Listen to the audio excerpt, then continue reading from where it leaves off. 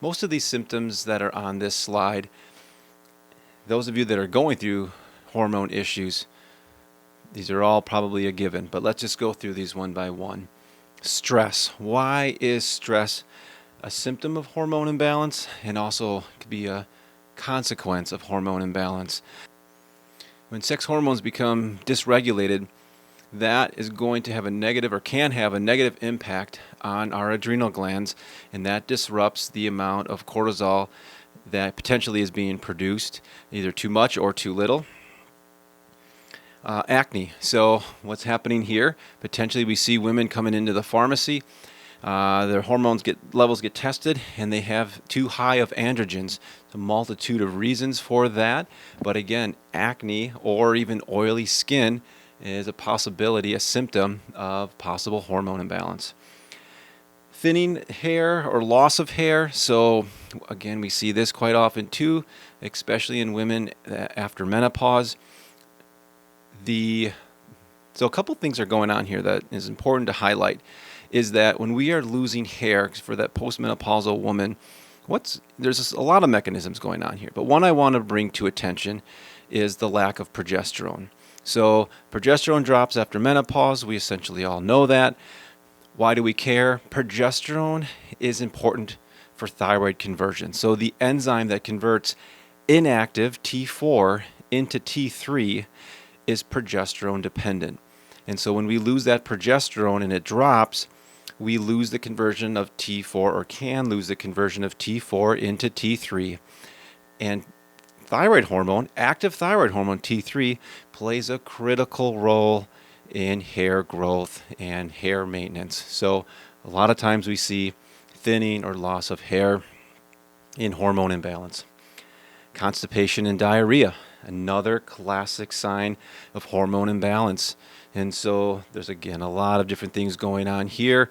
We get hormone recirculation. We'll talk about this later. So heads up, if we are chronically constipated, what one of many things could be going on here is you are recycling or reabsorbing estrogen that your liver already metabolized. But as you'll see in a few moments here, there are certain bacteria that can, I'll put it really simple, it can unconjugate or basically remetabolize, we'll call it. That's a new word. It'll undo what the liver has already done with those hormones, and our body ends up reabsorbing them. Ultimately, this is not a good thing. Deepening of the voice, that could be due to testosterone, excessive androgens. Breast tenderness, we do see this at time to time for patients that are potentially given too much estrogen, quite frankly. We have estrogen dominance, or the other way you can think of it as we just don't have enough progesterone to balance out maybe an estrogen that is in the proper level. Weight gain, this could be due to a multitude of issues. So that could be cortisol issues. It could be not enough testosterone to help build lean muscle, which in turn can then help improve our metabolism and burn calories. So weight gain is often seen with hormone imbalance. This one seems obvious to the women that are out there listening to this, but irregular or painful periods. So if hormones are off, our period, it might be short, it might be long. I see all types of irregular period issues going on with patients here at our pharmacy, unfortunately. Difficulty sleeping. So this is one of those chicken or the eggs. Is it the hormone imbalance that causes the difficulty in sleep, or is it the difficulty sleep that causes a hormone balance? I quite honestly think it's both. So the hormones, the stress can get out of control, which the cortisol gets out of control, which then negatively impacts our sex hormones from being made properly. And then essentially we don't have enough progesterone. We have too much cortisol going on and coursing through our veins, not enough melatonin, and we get crummy sleep. Well, what happens when we get crummy sleep? We don't have that quality rest and repair process in our day, and we don't have the ability to, in my mind, to rebuild the endocrine tissues the way that they should be. as we're trying to get a good restful night's sleep. So that could be a very, very vicious cycle. Excessive facial and body hair. I'm just going to skip over that. That should be kind of self-explanatory, and I touched on that a little bit. Even it kind of goes hand in hand on, sometimes with too much testosterone. Decreased sex drive. We see that with low testosterone, both in men and women. Depression. So we know that progesterone too, well, sex hormones in general, have a positive, when dosed correctly, when balanced correctly, have a positive effect on our mood. And so for men, it's mainly testosterone.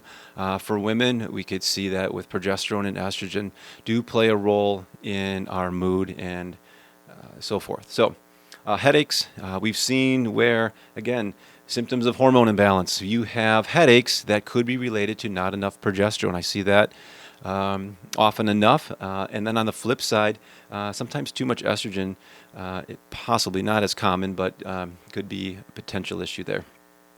Changes in blood pressure, vaginal, I'm going to skip over that one, but vaginal dryness, especially in the postmenopausal woman, we see that quite often. Their progesterone, their estrogen, that those hormones drop, their androgens drop, and this becomes, in our pharmacy, a very significant issue, reducing quality of life.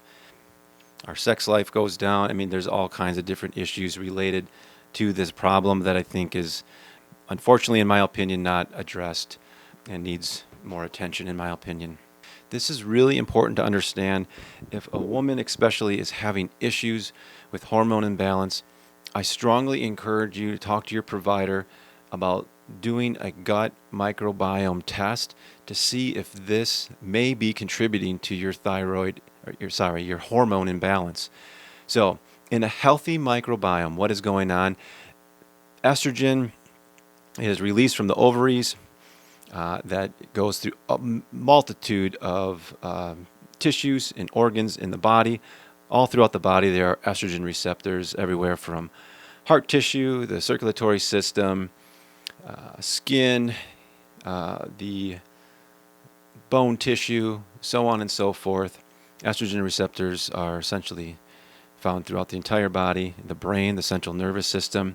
All right, so that estrogen has been released from the ovaries. It attaches to a multitude of tissues and organs all over the entire body, from bone to brain.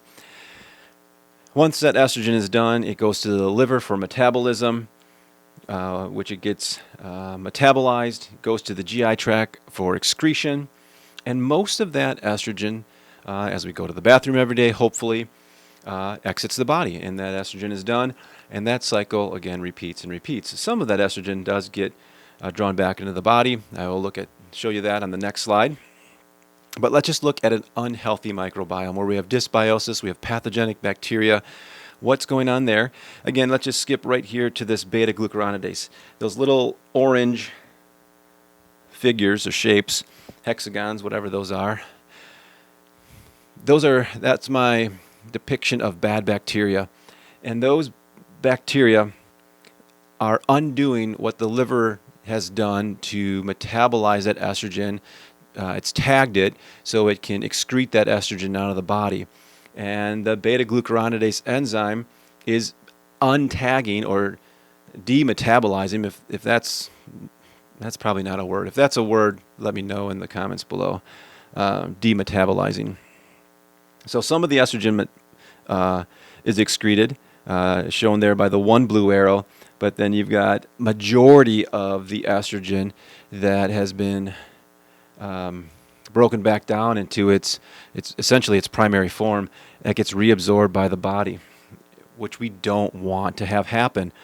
Then we get an excessive amount of estrogen, which potentially can lead to a multitude of different problems especially for female patients. So let's look at the path of estrogen a little bit closer here. So there are certain bacteria that secrete this beta-glucuronidase enzyme, and we can test for these particular bacteria now with the advent of GI mapping and the gut microbiome, we can do very specific stool test analysis to see if patients have these particular, again, bacteria in their GI tract. So Clostridium, Proteobacter, specific, there's a lot of different E. coli out there, but specific E. coli strains, Salmonella, Pseudomonas, so on and so forth, Bacteroides, Shigella, Streptococcus. And so the estrogen I depicted here, estrone and estradiol, these estrogens are going to the liver. You can see that green molecule that's getting tagged on there, the glucuronide molecule is getting put on the estrogen for exit out of the body through the intestines, but these pathogenic bacteria that are residing in our GI tract are undoing what the liver's done to get rid of that estrogen. Potentially, we see an association with patients that have these pathogenic bacteria showing that they are coming down with endometriosis, ovarian cancer, PCOS, polycystic ovarian syndrome, breast cancer, endometrial cancer, endometrial hyperplasia. So my point to this slide is that if you are suffering or have risk of any of those issues that I've just listed off, I would encourage you to speak to your provider about doing a microbiome test to see if this is possibly part of the issue that is going on. So again, there's an association, so doesn't mean that that for sure 100% that this is your issue, but let's at least look at it and take this off the table if this is the again the potential problem that you may be suffering with or not. So here's just a slide that looked at, a study that looked at the association between endometriosis and the gut microbiome. Endometriosis is an inflammatory, estrogen-dependent disease defined by the presence of endometrial tissue outside the uterine cavity. This affects upwards to 10% of reproductive women. The study here showed a significant higher alpha and beta diversity, so more diversity in keystone species in the control group compared to those that had endometriosis. There are certain limitations of the study. There is much more specific testing that should be done, looking at the entire sequence of the particular bacteria that have been looked at in these patients. So there's more testing, more research that needs to be done with more specific testing of the bacteria using, instead of using shotgun sequencing, which is what most companies are using right now, but rather using that and using comprehensive genome sequencing instead. So, but again, this just shows you there's an association here that I believe more work needs to be done to figure this out exactly. So, how do we optimize the microbiome to improve the endocrine system? Great question. What I recommend working with your provider with is, well, first off, finding a good probiotic that fits your individual needs, and secondly, a fiber that agrees with you, that is not problematic. There's a lot of different prebiotics out there on the market. I strongly, again, encourage you to work with your provider on really diet is the key thing to improving the consumption of the different fibers that are out there, all the different fruits and vegetables.